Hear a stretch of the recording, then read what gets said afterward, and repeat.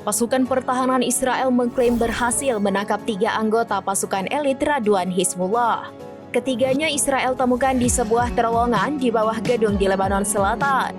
Dalam pernyataannya pada Selasa 15 Oktober 2024, IDF mengatakan bahwa pasukan dari Batalion ke-13 Brigade Golani yang melakukan penangkapan.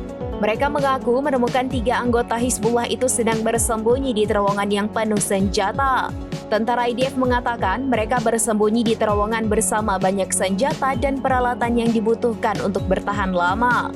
Israel tidak mengungkap kapan penangkapan tersebut, namun IDF mengunggah video seorang pria yang diklaim merupakan anggota elit Raduan Hizbullah. Pria tersebut dicecar mengenai rencana Hizbullah di Lebanon Selatan dan status operasinya saat ini.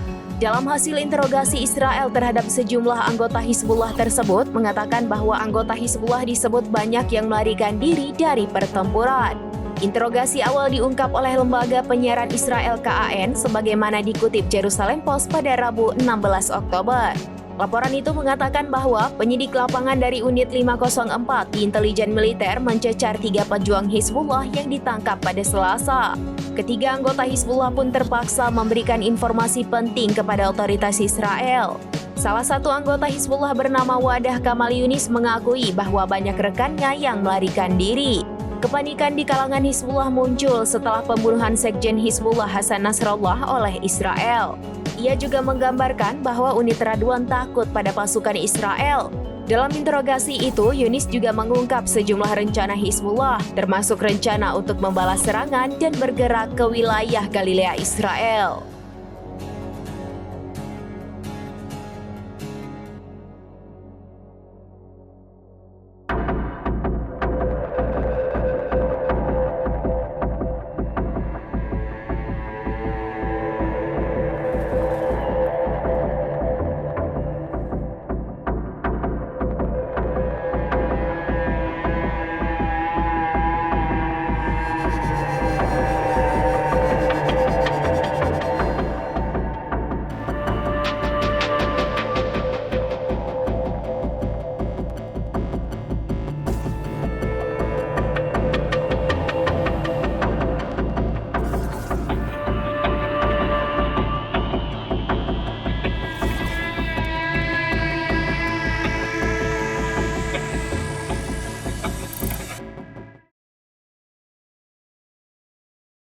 Download Tribun X sekarang, menghadirkan lokal menjadi Indonesia.